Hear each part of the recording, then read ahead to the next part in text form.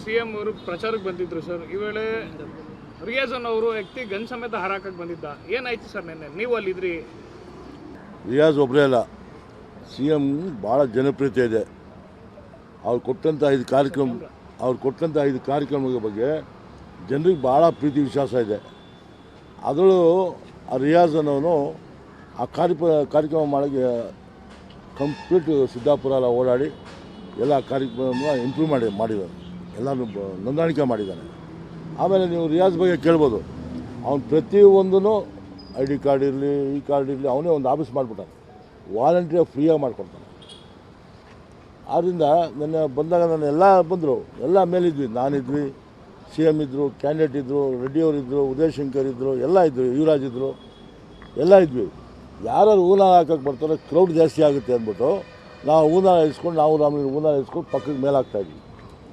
ಆಮೇಲೆ gun licence, ಅವನಿಗೆ gun licence holder ಅವನು. ಸರಿ. ಆಮೇಲೆ ಇದಕ್ಕೆ ಸ್ಪೆಷಲ್ ಪರ್ಮಿಷನ್ನು ತೊಗೊಂಡವನೆ. ಆ ಕಾಪಿ ನಿಮ್ಗೆ 2 ನಿಮಿಷಕ್ಕೆ ವಾಟ್ಸಪ್ ಕಳಿಸ್ತೀನಿ. ಇದಕ್ಕೆ ಸ್ಪೆಷಲ್ ಪರ್ಮಿಷನ್ನು ತೊಗೊಂಡಾನೆ ಅವನು. ನಾವು ಯಾರಾದರೂ ದುಷ್ಟರು ಮತ್ತು ಇನ್ನೊಂದು ಯಾರು ಕೆಳಕ್ಕೆ ಮಾಡೋರಂಥವ್ರು ಇದ್ದರೆ ನಾವು ನಮ್ಗೆ ಗೊತ್ತಾರೆ ಇದು ಮಾಡ್ಬೋದು. ಅವನು ಪಕ್ಕಾ ಕಾಂಗ್ರೆಸ್ಸಿಗೆ, ಅವ್ರ ತಂದೆ ಕಾಂಗ್ರೆಸ್ಸಿಗೆ, ಅವನು ಕಾಂಗ್ರೆಸ್. ನನಗೆ 3 ಎಲೆಕ್ಷನ್ ಕೆಲಸ ಮಾಡಿದ್ದಾನೆ. ಭಾಳ ಒಳ್ಳೆ ನೇಚರು, ಒಳ್ಳೆ ಹುಡುಗ. ಅದು ಎರಡನೇ ಮಾತೇ ಇಲ್ಲ, ನಾನು ಸುಳ್ಳು ಹೇಳ್ತಾ ಇಲ್ಲ.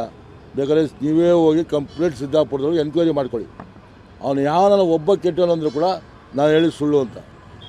ಆ ಒಂದು ಜೋಶೊಳಗೆ ಅವ್ನು ಗೊತ್ತಿಲ್ಲದ್ರ ಅನ್ಎಕ್ಸ್ಪೆಕ್ಟೆಡಾಗಿ ಬಂದ್ಬಿಟ್ಟು ಅವನ ಮೇಲೆ ಗನಿಕ್ಕೊಬೇಕು ಗೊತ್ತಿಲ್ಲ. ಅವನಿಗೆ ಸ್ಪೆಷಲ್ ಪರ್ಮಿಷನ್ ತೊಗೊಂಡಿದ್ರೆ ಅದರಿಂದ ಬಂದ್ಬಿಟ್ಟವನೆ. ಅದನ್ನು ಅವ್ನು ಮಾಡಿದ್ದು ಅದು VIP ಮೂಮೆಂಟಿಗೆ ಅದು ಮಾಡಿದ್ದು ತಪ್ಪು. ಅವನು ಇಲ್ಲ ಅಂತ ಇಲ್ಲ, ಇದು ಅಚಾತುರ್ಯವಾಗಿ ಆಗಿರೋಂಥ ಕೆಲಸ. ಅದನ್ನು ಪೊಲಿಟಿಕಲ್ ಆಗಿ ತೊಗೊಂಡು ಬೇರೆಯವರು ಅವ್ನು ಹಂಗೆ ಸೆಕ್ಯೂರಿಟಿ ಇಲ್ಲ ಹಂಗೆ ಹಿಂಗೆ ಅಂತ ಹೇಳೋದು ಭಾಳ ತಪ್ಪದು.